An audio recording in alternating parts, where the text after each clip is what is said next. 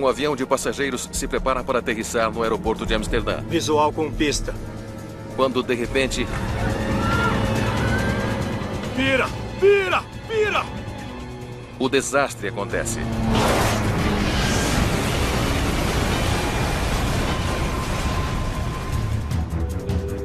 Investigadores enfrentam uma enorme pressão para descobrir o motivo.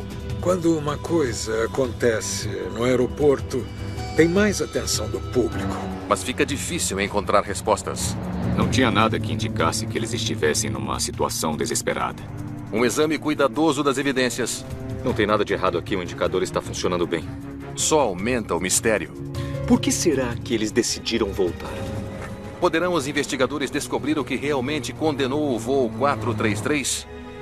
Ainda falta alguma coisa aqui.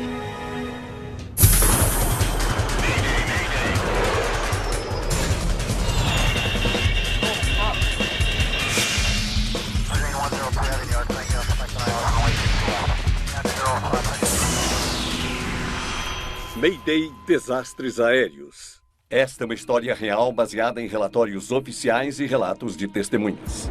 Série de erros. É segunda-feira de Páscoa de 1994, no aeroporto de Schiphol, em Amsterdã. 4 de abril de 1994. Ajustar torque. Meus controles. O voo 433 da KLM Cityhopper está indo de Amsterdã para Cardiff, no país de Gales. Torque ajustado.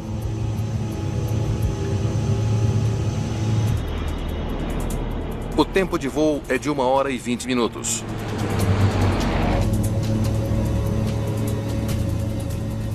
V1. Rotação. O avião é um Saab 340B, um bimotor turbohélice projetado para voos regionais curtos. O Saab 340B era um avião de passageiros muito popular nos anos 90, quando ele foi apresentado e estava em produção. Ele era usado no mundo todo, principalmente na Europa e na América do Norte. O comandante do voo 433 é Garrett Levart, de 37 anos. O copiloto, Paul Stassen, tem 34 anos. Os dois pilotos fazem voos para a KLM há mais de 2 anos. O voo de hoje parte do aeroporto de Schiphol, em Amsterdã, atravessa o Mar do Norte e a Inglaterra até Cardiff. É uma rota popular para a KLM Cityhopper. Fred Bergish fazia essa rota como piloto quando estava na companhia aérea. São 3, 4 vezes por dia essa rota entre Cardiff e Bristol. É rentável, é boa. São 21 passageiros no avião. A maioria está voltando para casa depois do fim de semana prolongado de Páscoa. Foi bom você ter vindo, obrigada. A minha mãe não queria viajar sozinha, então eu resolvi ir buscá-la. Marijke Jenkins é uma assistente social holandesa que mora no país de Gales. Ela foi para Amsterdã para buscar a mãe e levá-la para Cardiff. Nós conseguimos reunir toda a família naquele fim de semana de Páscoa, antes de voltarmos.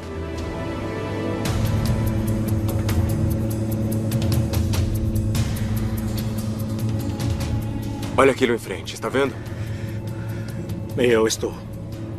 O comandante Garrett Levart vê nuvens densas à frente. Ele quer ficar acima delas. Peça o nível de voo 200 ao controle. Amsterdã KLM 433. Prossiga 433. O nível de voo 200 está disponível? Subir para 200. Estão liberados para o nível de voo 200. O controle de tráfego aéreo de Amsterdã autoriza subir para 20 mil pés.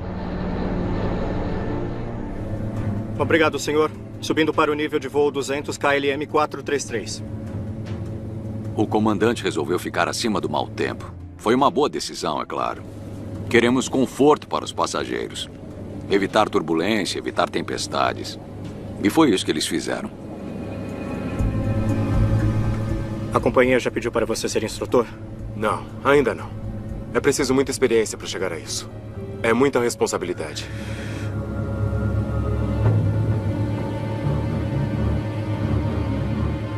Pressão do óleo do motor direito. Verificado. Ver procedimento. Entendido. Verificar procedimentos. Em resposta ao alarme, o copiloto Stassen consulta a lista de controle de aviso de pressão de óleo do motor. Existem várias razões pelas quais a pressão do óleo pode cair no motor, principalmente por vazamentos ou algum tipo de dano no sistema do motor.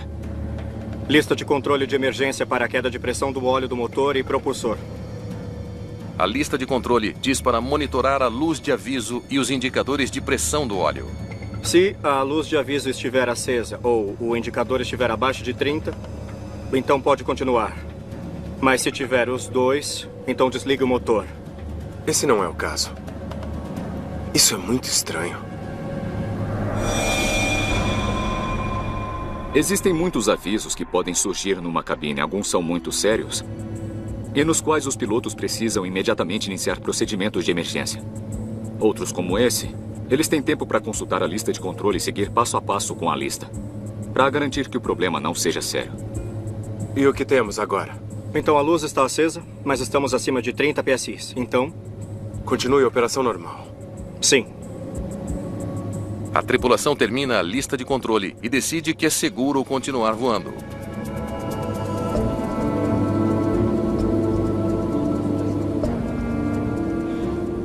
Não foi tão ruim quanto eu pensava. No avião, os passageiros não sabem dos problemas. O voo estava bem tranquilo. Era um avião pequeno voando para Cardiff.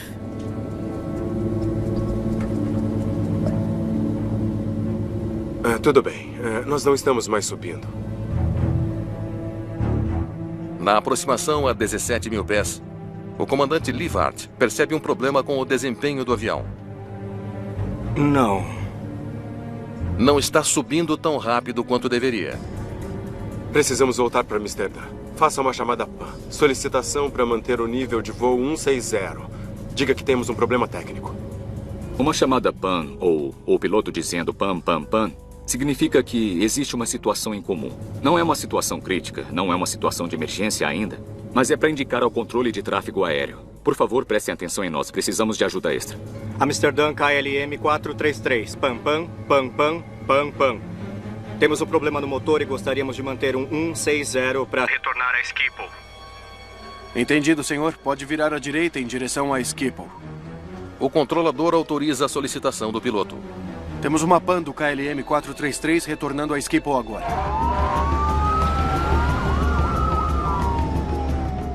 No aeroporto, os veículos de resgate ficam de prontidão.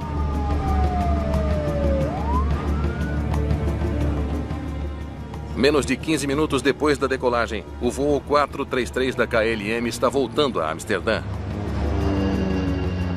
Você é treinado para isso. Eles decidiram voltar para Schiphol. E essa foi uma boa decisão. Descendo 70. Verificado? Ajustado? Ok. 1.500 pés por minuto. Agora descendo em direção ao aeroporto. Está firme agora? A tripulação fica atenta ao motor com problemas. Está, mas faz sentido voltar. Avise os passageiros. Eles devem dar as más notícias. Vou dizer calmamente que, como precaução, vamos voltar. Isso. Senhoras e senhores, aqui é o copiloto. Temos um pequeno problema com o motor direito e, por segurança, vamos retornar a Amsterdã. Peço desculpas pelo inconveniente. Não é uma coisa que gostamos de ouvir. Bom, eles sabem o que fazem. Eu me lembro bem de ter dito para minha mãe. Como pode ficar calma depois de dizerem que o motor não está funcionando? KLM 433, pode me dar detalhes? O controlador quer saber mais sobre o problema do motor. KLM 433, situação sob controle. Temos um problema de pressão de óleo no motor número 2. Tudo bem, você pode vir para 06. Você é o número 1. Não havia nada na comunicação com os pilotos que indicasse que eles estavam numa situação desesperadora, que o avião estava para perder o controle ou alguma coisa assim. Aquilo foi, se pudermos chamar assim, uma emergência normal.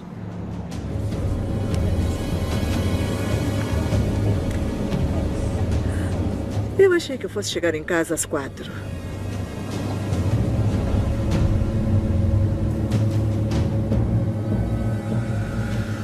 Visual com pista. Ok, 433. Os pilotos estão concentrados na aterrissagem. O vento a 280 graus e 8 nós. Flaps 20. Flaps 20. Marcador externo. Verificado. O KLM 433 está a apenas 500 pés acima do solo. Atenção à velocidade. O avião desacelerou para uma velocidade perigosamente baixa. Deixa comigo. Uma guinada repentina para a direita pega os passageiros de surpresa. Quando teve a guinada, eu me lembro muito bem de ter dito para minha mãe: porcaria. Na verdade, eu xinguei. Marek, não xingue.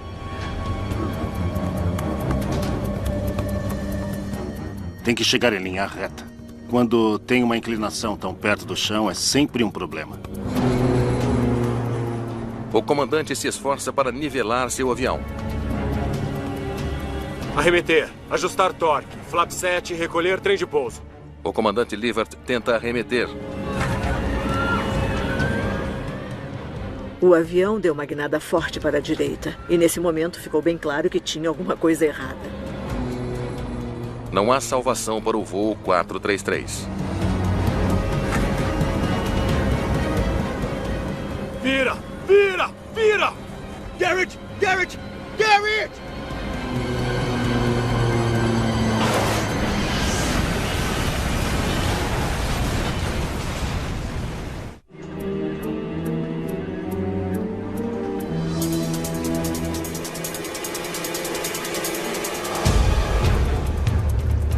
Acidente, acidente, acidente. Pista 06, emergência. Pista 06. O KLM Cityhopper 433 caiu perto do aeroporto de Schiphol, em Amsterdã.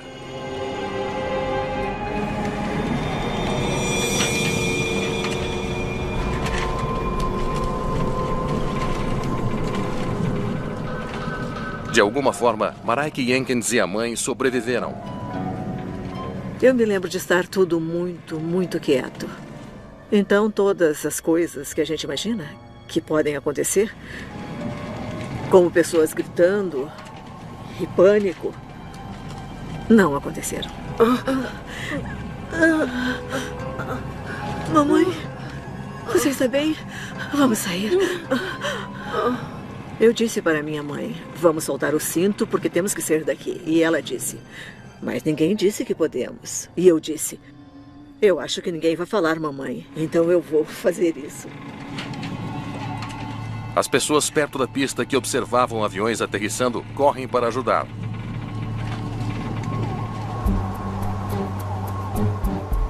O voo 433 da KLM caiu em um campo próximo à pista. Veículos de resgate não conseguem atravessar pela lama espessa. O pessoal do resgate e passageiros precisam se arrastar até um local seguro. E com a ajuda de um trator de fazendeiros locais. Socorristas e alguns civis levam os sobreviventes para longe dos destroços esfumaçados. Ai, eu preciso descansar. E eu só queria me sentar e fumar um cigarro. Era só isso que eu queria fazer. Isso é muito estranho, não é? É estranho imaginar que você pudesse pensar numa coisa dessas. E como eu estava com a minha bolsa, eu peguei um cigarro. E uma pessoa veio até mim e disse, é melhor você não fazer isso.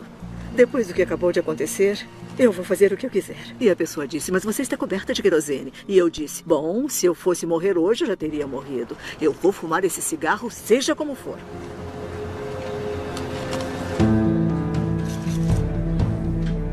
Mareike e a mãe tiveram sorte de estarem vivas. Nem todos tiveram essa sorte. Das 24 pessoas a bordo, 2 passageiros e o comandante morrem. 8 passageiros e o copiloto estão gravemente feridos. Enquanto o pessoal da emergência fica no local do acidente, os investigadores do Conselho de Segurança de Aviação da Holanda começam a buscar por pistas. Cas Bomkes está entre os primeiros a chegar ao local. Quando nós chegamos ao local do acidente, o avião tinha caído a cerca de 500 metros de distância no lado sudeste da pista. Como isso é possível? O avião caiu do lado da pista. Não foi a quilômetros de distância. Foi perto do aeroporto. Investigadores conseguem recuperar as caixas pretas do avião, mas levará um tempo para processar os dados de voo e voz.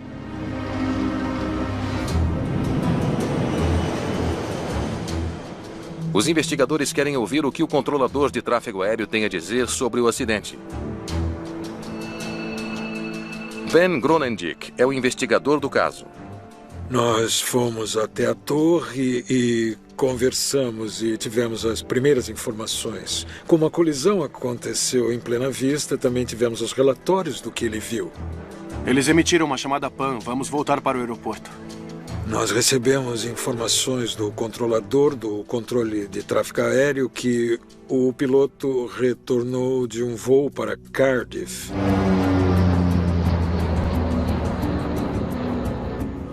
Amsterdã KLM 433. Pam, pam, pam, pam, pam, pam. Temos um problema no motor e gostaríamos de manter um 160 para retornar ao Schiphol. Entendido, senhor. Pode virar à direita, em direção ao Schiphol. Eles disseram qual era o problema? Sim, eles disseram que era a pressão do óleo. KLM 433, pode me dar detalhes? KLM 433, situação sob controle. Temos um problema de pressão de óleo no motor número 2. Isso foi numa altitude bem alta. Eles tiveram muitas oportunidades para verificar o problema e para manobrar sem problemas o avião com um motor só. Eles são treinados para fazer isso e essa não era uma situação incomum. Eu dei informações para eles sobre o vento antes que aterrissassem. E quando eu vi, eles estavam virando. Arremeter. Ajustar torque, flap 7, recolher, trem de pouso. Os pilotos arremetem se a aterrissagem se torna instável. Eles aumentam a potência, ganham a altitude, circulam e tentam aterrissar uma segunda vez.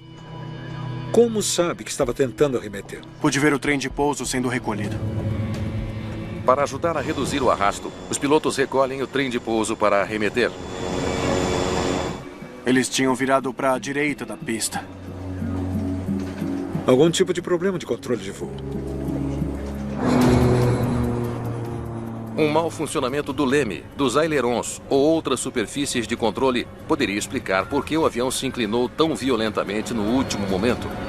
Pouco antes de o avião aterrissar a poucos metros do solo, se você tiver problema de controle... Vira! Vira! O potencial de perigo é muito maior do que se o mesmo problema acontecesse em grande altitude.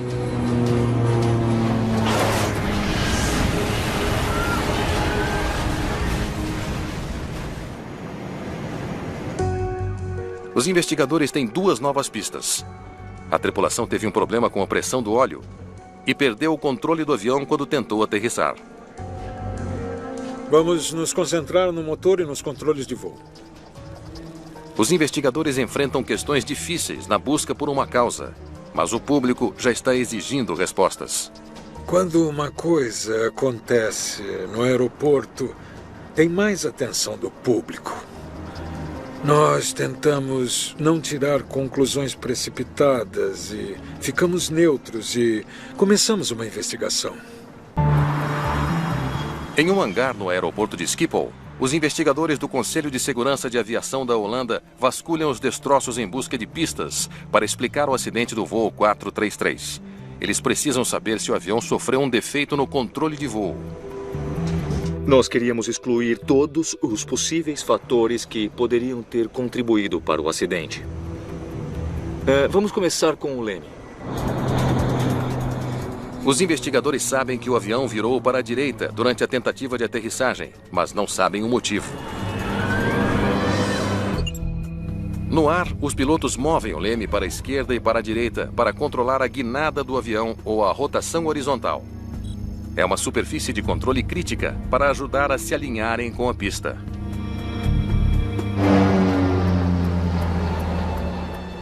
Os investigadores querem saber se houve um mau funcionamento com o leme antes da aterrissagem.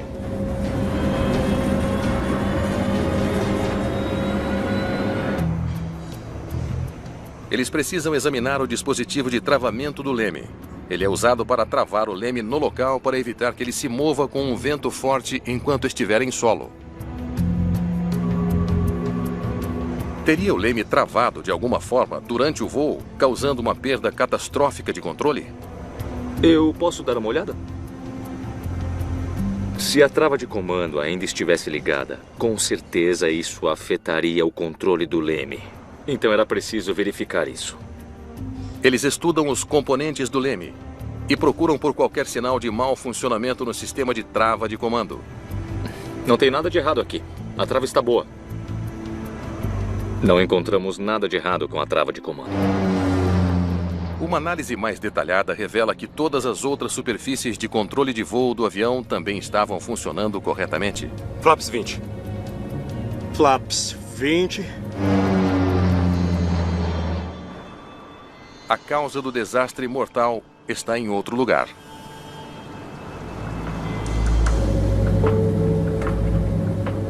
KLM 433, pode me dar detalhes? Os investigadores sabem que os pilotos da KLM relataram um problema de pressão de óleo. KLM 433, situação sob controle. Temos um problema de pressão de óleo no motor número 2. Eles precisam saber qual era o problema e se isso contribuiu para o acidente. Tinha a possibilidade do motor ter travado ou superaquecido, porque pode ter faltado óleo. As turbinas estão girando. Não há evidências de que os motores superaqueceram, nem que tenham travado por falta de óleo. Esses danos foram causados pelo impacto, não pela pressão do óleo. Não há evidência de nenhum problema de pressão do óleo. Parece que os pilotos relataram um problema que não existia. É claro que verificamos o resto do motor. Foi uma investigação cuidadosa e não encontramos nenhum outro defeito no motor. Por que será que relatariam um problema se não havia nenhum? O que estavam olhando? Agora os investigadores querem saber: os instrumentos da cabine tiveram algum mau funcionamento e enganaram os pilotos? Pressão do óleo do motor direito. Verificado. Ver procedimentos. Entendido, verificar procedimentos. Portanto, o próximo passo era olhar todos os sistemas para ver se havia algum mau funcionamento que pudesse explicar por que a pressão do óleo estava baixa. Tudo pronto? O teste dos indicadores de pressão de óleo e dos sistemas de alerta do Saab 340 deve informar aos investigadores se os pilotos da KLM estavam tendo leituras de pressão de óleo precisas. Não tem nada de errado aqui, o indicador está funcionando bem. Eles não encontram nenhum problema no indicador de pressão de óleo. Espera um pouco. Isso não deveria acontecer. Mas a luz de aviso é outra história. Tudo bem, vamos tentar mais uma vez. Tá. Isso é estranho. Ele está dando um aviso intermitente. É outra descoberta surpreendente. A luz de aviso da pressão do óleo, às vezes, é ativada mesmo quando a pressão está normal. Verificando mais profundamente, eles examinam o interruptor que controla a luz de aviso. Suspeitamos do interruptor de pressão do óleo, então demos uma olhada.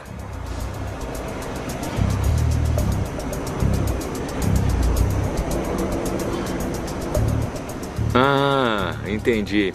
O interruptor está em curto-circuito. O interruptor estava com defeito, estava em curto-circuito. Agora eles entendem o que os pilotos estavam vendo. Um aviso falso.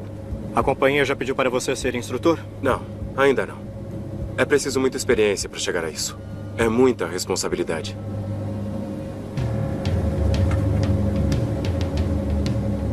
Pressão do óleo do motor direito. Um curto-circuito no interruptor de pressão do óleo fez a luz de aviso acender quando não deveria. O aviso de pressão do óleo não era verdadeiro e o motor estava funcionando normalmente. Então, eles estavam vendo um aviso falso. Mas isso ainda não explica o acidente. A descoberta traz tanto respostas quanto perguntas. Um falso aviso, por si só, não deve causar um acidente. Verificado. Ver procedimentos. Entendido. Verificar procedimentos. Os pilotos são treinados para usar listas de controle para garantir que não sejam enganados por problemas de mau funcionamento de circuitos. A lista de controle neste avião foi projetada de tal forma que deu à tripulação a oportunidade de verificar o problema como sendo um problema de um sistema de alerta, e não do propulsor nem do motor.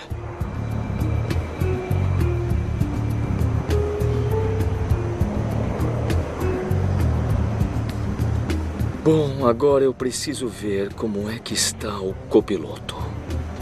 O comandante do voo 433 morreu no acidente. Oi, é o Cass. Alguma notícia? Mas o copiloto sobreviveu. E os investigadores esperam que ele possa explicar exatamente como a tripulação respondeu ao falso alarme.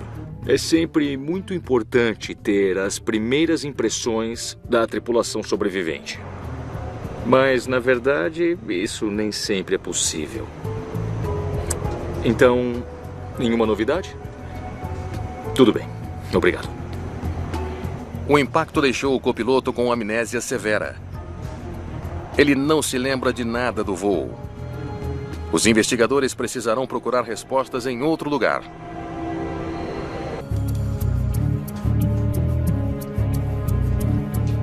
Os investigadores do acidente de Amsterdã finalmente podem ouvir a gravação de voz da cabine do KLM 433. Eles esperam que ela diga por que os pilotos arremeteram e por que a aterrissagem deles em Schiphol deu tão errado. Se por acaso você não tem as informações da tripulação, então as gravações se tornam muito importantes. E nós estávamos muito interessados no que tinha sido gravado no gravador de voz da cabine. Tá bom, vamos ouvir. Para nos dar pistas específicas sobre o que tinha acontecido durante o voo. A companhia já pediu para você ser instrutor? Não, ainda não. É preciso muita experiência para chegar a isso. É muita responsabilidade. Aí está o aviso. Pressão do óleo do motor direito. Vamos ver como lidam com isso. Verificado. Ver procedimentos. Entendido. Verificar procedimentos. Os investigadores sabem que se os pilotos seguirem corretamente os passos da lista de controle, devem conseguir resolver o problema. Os procedimentos que estão na lista de controle de emergência ajudam os pilotos a determinar se é um aviso falso ou um aviso verdadeiro. Lista de controle de emergência para a queda de pressão do óleo do motor e propulsor. Óleo do motor e óleo do propulsor verificados. Bom, até aí tudo bem. Os pilotos parecem estar seguindo o procedimento correto. Se a luz de aviso estiver acesa ou o indicador estiver abaixo de 30, então pode continuar. Mas se estiver os dois, então desligue o motor. Pare a gravação aí. Deixa ver se eu entendi.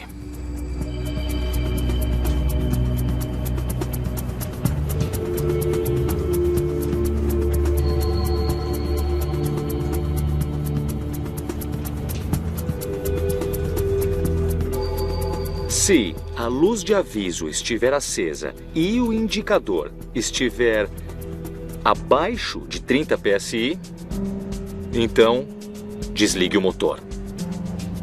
No Saab 340, o sistema de alerta e o sistema de medição de óleo são dois sistemas separados. E se houve uma confusão entre os dois, digamos que há uma luz de aviso, mas se a pressão do óleo está acima de um certo nível, a orientação na lista de controle de emergência é continuar as operações normais. O que temos agora? A luz está acesa, mas estamos acima de 30 psi, então... Continue a operação normal. Espera, para um pouco.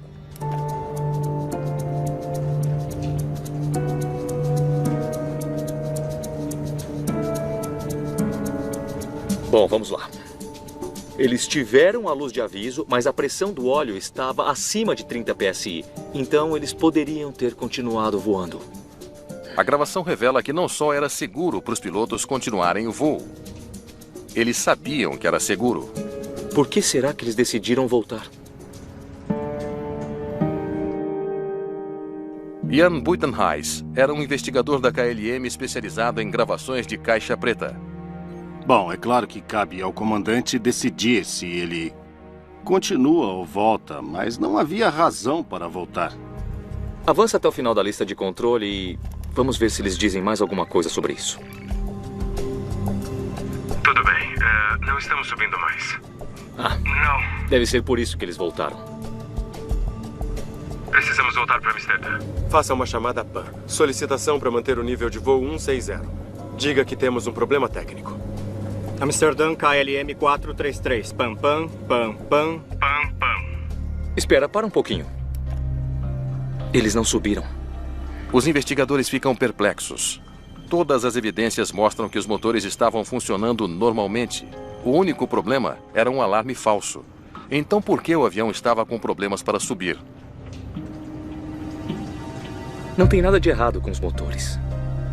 Por que eles não estão subindo?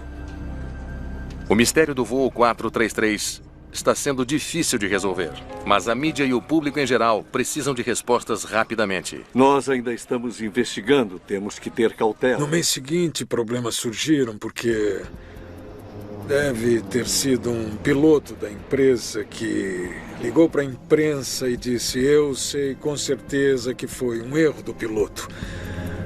O problema é que todos estavam tirando conclusões apressadas, mas nós precisávamos de provas. Ainda falta alguma coisa aqui. Vamos precisar dos dados do voo. Os investigadores esperam que o gravador de dados forneça as respostas que precisam para resolver o mistério do voo 433. Muito bem. Vamos ver o que temos. Agora os investigadores têm o gravador de dados do voo 433 da KLM. Ele contém informações sobre o desempenho do avião. O gravador de dados de voo saiu do acidente em bom estado. Então eu tinha os dados e pude fazer gráficos dos dados. Apenas esses por enquanto. Mas os dados podem revelar por que o voo 433 teve problemas para subir e por que caiu? Aqui foi onde receberam um aviso. Coloca os dados da pressão do óleo.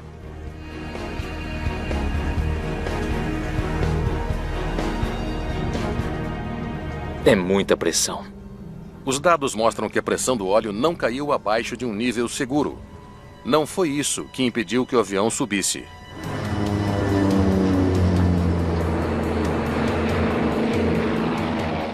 Está firme agora? Está, mas faz sentido voltar. Os investigadores continuam sem saber, até que... O que aconteceu aqui? Eles descobrem uma coisa inesperada. É o empuxo do motor do lado direito. Está caindo. É uma grande descoberta. Isso sugere que erro do piloto pode ter causado o desastre fatal. Bem aqui. Logo depois que o alarme dispara, ele diminui a potência.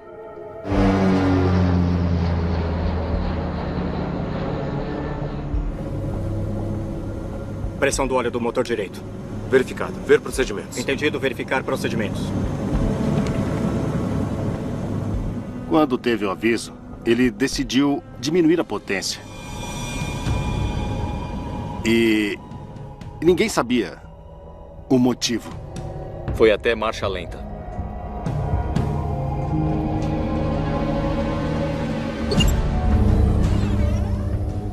Cada alavanca de potência controla um dos motores. Os dados mostram que quando o copiloto começou a verificar a lista de controle de emergência, o comandante reduziu a potência do motor da direita até a marcha lenta. E aqui não diz nada sobre redução de potência.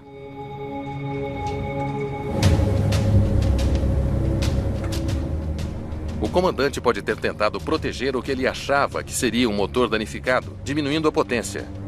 Mas reduzir a potência do motor não faz parte da lista de controle de emergência. Inicialmente eu pensei que ele tinha feito isso para poupar o motor só naquele momento. Mas seria de se esperar que, quando eles tivessem chegado à conclusão correta para continuar a operação normal, ele usaria o motor de novo. E olha, ele mantém na marcha lenta até o fim do voo. É claro que não conseguiram subir mais.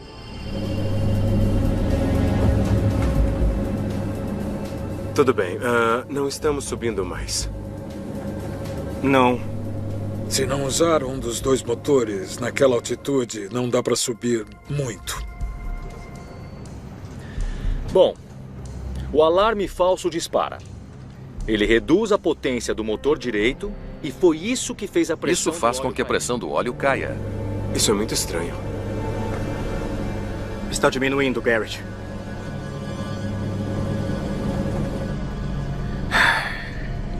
Foi por isso que eles acharam que tinha um problema com o motor. Como num carro, se você perder o pedal do acelerador, então o giro vai diminuir. Os pilotos decidem voltar, mesmo não tendo nenhum problema. Está firme agora? Está, mas faz sentido voltar. O sistema de pressão do óleo, o motor e o propulsor, tudo estava funcionando muito bem. Agora, há uma questão-chave que os investigadores precisam responder. Será que foi o motor na marcha lenta que causou esse acidente? Vamos ver os dados da aproximação final. Eles querem saber como o motor direito em marcha lenta afetou a aterrissagem. Muito bem, vamos lá. Nesse exato momento, estão muito devagar.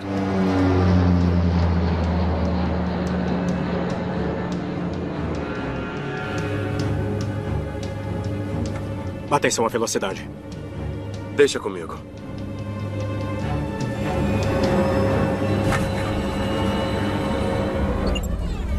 O comandante aumenta a potência do motor esquerdo para recuperar a velocidade.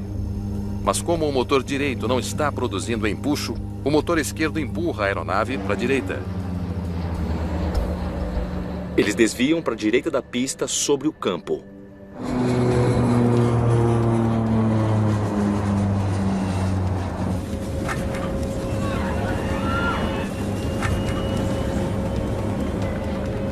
A essa altura não tem como conseguirem aterrissar. Então eles não têm escolha a não ser tentar arremeter. A decisão dele de arremeter foi uma boa decisão. Se você não tiver certeza de que a aterrissagem será segura, arremeta. Arremeter, ajustar torque, flap 7, recolher trem de pouso. Mas quando o comandante coloca o motor esquerdo na potência máxima, ele coloca o avião numa curva catastrófica à direita. Então você tem uma situação na qual existe um impulso diferencial, forçando o avião para o lado do motor em marcha lenta.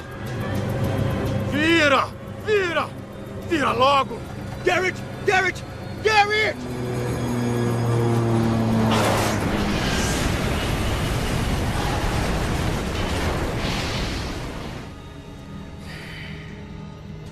Que aterrissagem. O motor estava em marcha lenta, ainda estava funcionando. Era só um pequeno empurrão na alavanca e ele não teria problemas.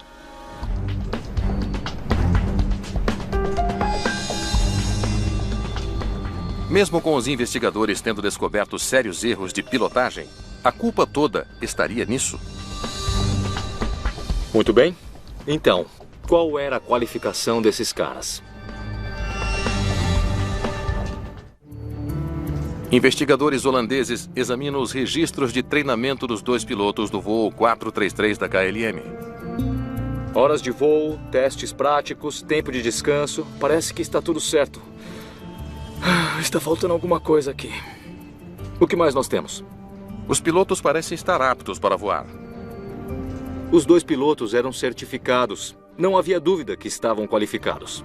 Mas um documento da época do comandante ainda treinando para ser copiloto revela 2 testes de voo reprovados. Muito bem. Isso é de quando ele estava treinando para ser copiloto. E ele acabou sendo aprovado.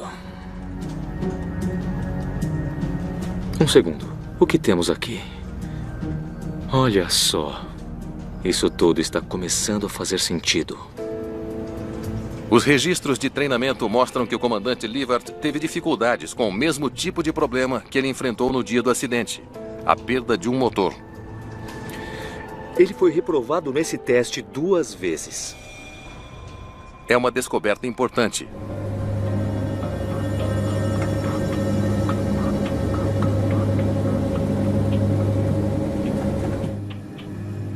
Os registros revelam que o comandante não passou em simulações do tipo de perda de motor que ele achava que estava enfrentando quando aterrissava em Schiphol.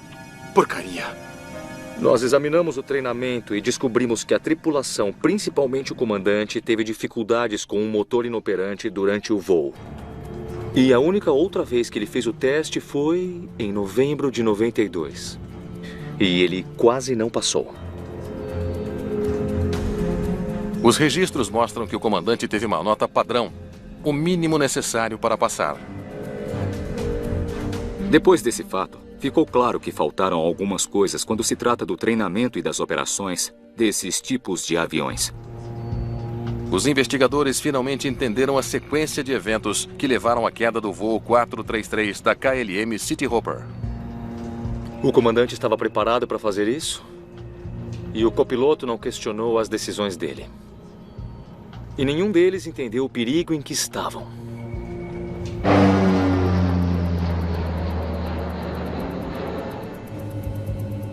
Quando um curto-circuito causa um aviso falso. Pressão do óleo do motor direito. Verificado. Ver procedimentos. Entendido? Verificar procedimentos. O comandante começa a reduzir a potência no motor direito, antes que seu copiloto tenha a chance de ler a lista de controle. Sua ação prematura engana os dois, e eles pensam que tem um problema no motor quando não tem.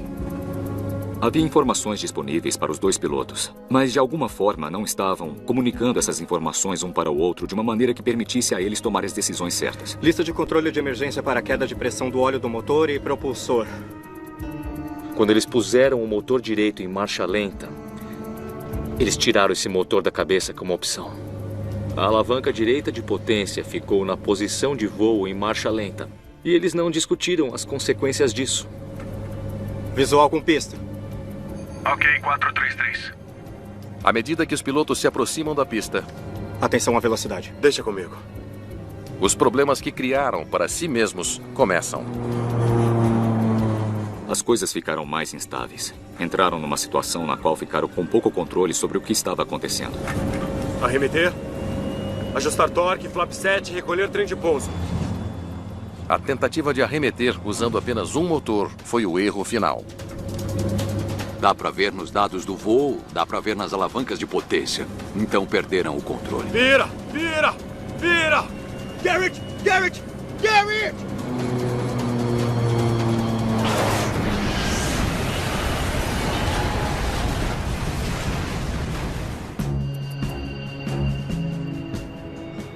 O que começou como um pequeno problema elétrico se transformou numa série de erros dos pilotos.